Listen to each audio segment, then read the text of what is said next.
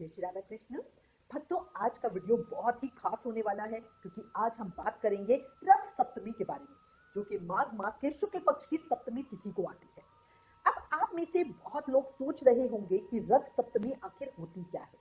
इस दिन सूर्योदय से पहले स्नान क्यों किया जाता है, सूर्य को अर्घ देने से क्या फायदा होता है और 2026 में रथ सप्तमी कब है, पूजा कैसे करनी है। तो भक्तों, आज मैं आपको पूरी डिटेल में सारी जानकारी देने वाली हूँ। रथ सप्तमी का महत्व, रथ सप्तमी 2026 की सही तारीख और समय, पूजा विधि, व्रत नियम, दान पुण्य, सूर्य को मजबूत करने के उपाय और इस दिन किन चीजों से बचना चाहिए, इस एक ही वीडियो में रथ सप्तमी से संबंधित सभी जानकारी दूंगी, जिससे आपका मन बहुत प्रसन्न हो जाएगा। लेकिन वीडियो शुरू करने से पहले एक छोटी सी रिक्वेस्ट, अगर आप चैनल पर नए हो तो चैनल को जल्दी से सब्सक्राइब कर दीजिए और बेल आइकन जरूर दबा देना ताकि आने वाले सभी व्रत त्योहारों की जानकारी आपको समय पे मिलती रहे। और अगर आप आने वाले व्रत त्योहारों की जानकारी का रिमाइंडर अपने फोन पर व्हाट्सएप पर पाना चाहते हो तो व्रत लिखकर 9821025751 पर व्हाट्सएप मैसेज करना। तो भक्तों, अब चर्चा शुरू करते हैं। रथ सप्तमी को कई नामों से जाना जाता है, जैसे अचला सप्तमी, माघ सप्तमी, माघ जयंती, सूर्य जयंती और कई जगह इसे आरोग्य सप्तमी भी कहा जाता है। इस दिन की सबसे बड़ी खासियत ये मानी जाती है कि सूर्य देव की पूजा करने से स्वास्थ्य, तेज, ऊर्जा और समृद्धि का आशीर्वाद मिलता है। भक्तों, सूरज सिर्फ एक ग्रह नहीं, ये जीवन का आधार है। हमारे शरीर की ऊर्जा, हमारी आंखों की रोशनी, खेती बाड़ी, मौसम और पूरा संसार, सब कुछ किसी न किसी रूप में सूर्य देव से जुड़ा हुआ है। इसीलिए कहा गया है, सूर्य देव चर और अचर संसार की आत्मा है। पौराणिक मान्यताओं के अनुसार रथ सप्तमी के दिन सूर्य देव का जन्म हुआ था। जब माता अदिति के गर्भ से सूर्य देव का जन्म हुआ तब माघ मास के शुक्ल पक्ष की सप्तमी तिथि थी और इसी कारण सूर्य देव को आदित्य भी कहा जाता है। और मान्यता यह भी है कि इस शुभ दिन सूर्य देव ने अपने दिव्य रथ पर सवार होकर संसार को प्रकाश देना शुरू किया था। तो भक्तों सोचिए, अगर सूर्य ना हो तो ना सुबह हो, ना दिन हो, ना जीवन में गर्माहट हो, सब कुछ अंधकार बन जाए। इसीलिए एक बहुत सुंदर बात कही गई है, जहां सूर्य की किरणें जाती है वहां अंधकार टिक नहीं सकता, वैसे ही जहां भक्ति जाती है वहां दुख टिक नहीं सकता। रथ सप्तमी को आरोग्य सप्तमी इसलिए कहा जाता है क्योंकि इस दिन सूर्य देव की आराधना से रोग, दोष, दर्द दूर होते हैं, शरीर में ऊर्जा आती है, मन की नकारात्मकता कम होती है और घर में सुख शांति बनी रहती है। कई लोगों की कुंडली में सूर्य कमजोर होता है, जिसकी वजह से आत्मविश्वास उनका कम हो जाता है, नौकरी या सरकारी कार्यों में रुकावट आती है, पिता से संबंधों में परेशानी होती है, सम्मान और पद में बाधा आती है। इसलिए ज्योतिष में भी सूर्य को मजबूत करना बहुत जरूरी माना जाता है। सूर्य मजबूत तो जीवन में दम मजबूत। उगते सूरज से हर दिन ये सीख मिलती है, अंधेरों से लड़ना ही असली जिंदगी होती है। अब बात करते हैं सबसे जरूरी सवाल की, रथ सप्तमी 2026 में कब मनाई जाएगी। वैदिक पंचांग के अनुसार माघ शुक्ल सप्तमी तिथि शुरू होगी 24 जनवरी 2026 को रात में 12:39 AM पे और इसका समापन होगा 25 जनवरी 2026 की रात को 11:10 PM पे। लेकिन भक्तों, पर्व उदया तिथि के अनुसार ही मनाया जाता है, इसीलिए रथ सप्तमी का पर्व 25 जनवरी 2026 दिन रविवार को मनाया जाएगा। इस बार बहुत शुभ संयोग है, भगवान सूर्य नारायण का जन्मदिन उनके अपने दिन यानी रविवार को है और ये एक दुर्लभ संयोग है जो भक्तों के लिए बहुत फलकारी होगा। इस दिन उगते सूर्य को अर्घ देना बहुत शुभ माना जाता है। 25 जनवरी 2026 को सूर्योदय होगा सुबह 7:13 AM पे और इस दिन स्नान का शुभ मुहूर्त रहेगा सुबह 5:26 AM से 7:13 AM के बीच। भक्तों, रथ सप्तमी के दिन पवित्र नदी में स्नान या घर पर ही शुद्ध स्नान करने का बहुत महत्व है। कहा जाता है इस दिन स्नान करने से पुराने पापों का नाश होता है, शरीर और मन शुद्ध होता है और सूर्य देव की कृपा जल्दी मिलती है। माघ का ये पवित्र महीना वैसे ही भगवान विष्णु के निमित्त रोज ब्रह्म मुहूर्त में स्नान का विधान है, पर शुभ दिनों में इस स्नान का फल और अधिक बढ़ जाता है। शरीर स्नान से साफ होता है और मन भक्ति से हमेशा याद रखना। चलिए अब बात करते हैं रथ सप्तमी की पूजा विधि की, जो आप घर पर ही बहुत आसानी से कर सकते हैं। कुछ तरीके बता रही हूँ, आपको करना क्या है स्टेप वाइज बता देती हूँ। सबसे पहले सुबह जल्दी उठे। रथ सप्तमी के दिन कोशिश करें कि आप सूर्योदय से पहले ब्रह्म मुहूर्त में उठ के ही स्नान कर लें।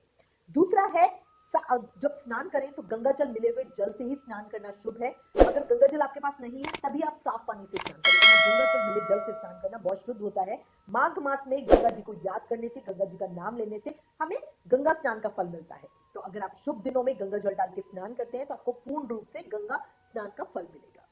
इसके बाद कोशिश करके पीले कपड़े पहने, काले नीले कपड़े बिल्कुल ना पहने। अगर आपके पास पीले कपड़े नहीं है तो आप सफेद भी पहन सकते हैं। इसके बाद सूर्य देव को अर्घ्य दें। सबसे महत्वपूर्ण काम है, सूर्य देव को जल अर्पित करते समय आपको बोलना है ओम गृणी सूर्याय नमः। जल में आप लाल फूल, लाल रोली मिलाइए। ध्यान रहे अर्घ्य देते समय मन में केवल शुभ विचार रखें और श्रद्धा से प्रार्थना करें। मन में एक चीज बिठा लो, सूरज की तरह बनो जो रोज उगता है और सबके लिए उजाला करता है। ऐसे ही आपका महत्व होना चाहिए औरों की जिंदगी में। नेक्स्ट, अब हमें इसके बाद दीप प्रज्वलित करना है सूर्य देव के लिए। तो पूजा के दौरान गाय के घी का एक दीप सूर्य नारायण भगवान के निमित्त प्रज्वलित करें। भगवान सूर्य देव के मंत्रों का जाप करें। लाल आसन पर बैठ के पूर्व दिशा की ओर मुख करके किसी भी सूर्य मंत्र का कम से कम 108 बार जाप तो जरूर करें। आप वही मंत्र दोहरा सकते हैं जो मैंने आपको बताया है अभी, ओम घृणी सूर्याय नमः। कम से कम 108 बार तो जरूर करें, ज्यादा से ज्यादा कितनी भी माला कर सकते हैं। इस तरह पूजा करने से आत्मबल बढ़ता है, मन शांत होता है, कार्यों में सफलता मिलती है और शरीर में नई ऊर्जा आती है। सूर्य देवता की कृपा मिलती है, सुख समृद्धि और अच्छी सेहत का आशीर्वाद मिलता है और जीवन से अपयश दूर होता है। आपकी बुराइयां जो लोग कर रहे होते हैं वो चुप हो जाते हैं। भक्तों, रथ सप्तमी का दिन बहुत ज्यादा फलकारी है। इस दिन सूर्य को मजबूत करने के लिए कुछ विशेष उपाय जरूर करें। तेज फल के पेड़ का उपाय सबसे ज्यादा महान और फलकारी है। करना क्या है, तेज फल या तेज पत्ते के पेड़ को जल अर्पित करें और उसकी कम से कम 11 परिक्रमा करें। अगर आपके घर के आसपास तेज फल का पेड़ नहीं है तो अशोक वृक्ष का पूजा भी कर सकते हैं। आप अशोक के पेड़ की पूजा भी बड़ी फलकारी रहती है। रथ सप्तमी के दिन अशोक के पेड़ को जल अर्पित करें और उसकी परिक्रमा लगाएं। इससे भी सूर्य की स्थिति कुंडली में मजबूत होती है। सूर्य भगवान के निमित्त देसी घी का दीप प्रज्वलित करें, सूर्य देव को दिखाएं और फिर उसे अशोक के पेड़ के पास ही रख दें। इसके अलावा सूर्य चालीसा का और सूर्य कवच का पाठ करें, बहुत बहुत फलकारी रहता है। अगर आपको सूर्य चालीसा या सूर्य कवच का पाठ नहीं आता तो आप फोन पे सुन भी सकते हैं। अब बात करते हैं व्रत की। रथ सप्तमी के दिन कई लोग व्रत रखते हैं और ये बहुत पुण्यदायी माना गया है। इस दिन उपवास रखें तो बहुत अच्छा, या फिर एक ही समय भोजन करें। व्रत में क्या खाएं, फलहार में से आप ये व्रत कर सकते हैं। आप फल ले सकते हैं, दूध, ड्राई फ्रूट और कुछ भी ऐसी चीज आप ले सकते हैं। बट पूरी तरह से इस दिन नमक का प्रयोग वर्जित है। रविवार के व्रत में, सूर्य भगवान के किसी भी व्रत में नमक का प्रयोग पूरी तरह वर्जित होता है। ना हमें व्रत वाला नमक खाना है, जो सेंधा नमक होता है हमें वो भी नहीं खाना, नॉर्मल नमक तो बिल्कुल भी नहीं खाना। इसी के साथ जो व्रत नहीं करते हैं उनको भी तामसिक भोजन से दूर रहना चाहिए। देखो, व्रत का असली मतलब सिर्फ भूखा रहना नहीं है। व्रत का मतलब है मन को वश में रखना। भूख तो पेट की होती है, व्रत आत्मा का होता है, हमेशा याद रखना। रथ सप्तमी पर दान करना बहुत शुभ माना गया है। आप दान क्या क्या चीजें कर सकते हैं, तांबे के बर्तन का दान करना, लाल वस्त्र का दान करना, गेहूं का दान, गुड़ का दान, लाल चंदन का, गर्म कपड़ों का, लाल रंग की चीजों का। कहते हैं ऐसा करने से सूर्य दोष कम होता है, घर में खुशहाली आती है और धन धान्य की वृद्धि होती है। साथ ही पूजा के बाद बहती जलधारा में काले तिल प्रवाहित करने का भी विधान बताया गया है, बहुत फलकारी होता है। अच्छा, कई लोग सूर्य को प्रबल करने के उपाय में गाय को गुड़ खिलाना बताते हैं, बट याद रखना गाय गर्भवती नहीं होनी चाहिए। नॉर्मल गाय को आप गुड़ खिलाइए, वो अच्छा होता है, सूर्य मजबूत होता है। बट अगर गर्भवती गाय गुड़ खाती है तो उसके गर्भपात होने का डर रहता है। अब तो भारत में कई जगह रथ सप्तमी पर बहुत भव्य आयोजन होते हैं, जैसे तिरुमाला तिरुपति बालाजी मंदिर में, श्री मंगूज मंदिर में, मल्लिकार्जुन मंदिर में, और आंध्र प्रदेश, कर्नाटक, तमिलनाडु, महाराष्ट्र के कई क्षेत्रों में सूर्य देव के विशेष अनुष्ठान किए जाते हैं। पुरी में कोणार्क मंदिर में भी इस दिन का माहौल इतना दिव्य हो जाता है कि सच में लगता है सूर्य देव स्वयं अपनी कृपा की वर्षा कर रहे हैं। अब तो बात करते हैं कुछ जरूरी सावधानियों की, क्योंकि पुण्य का दिन तो है ही, हमें अपने व्यवहार में भी ध्यान रखनी चाहिए कुछ विशेष बातें। सूर्य सप्तमी के दिन कोशिश करें कि किसी पर गुस्सा ना करें। क्रोध जो होता है वो हमारी किसी भी पूजा व्रत का फल क्षीण कर देता है।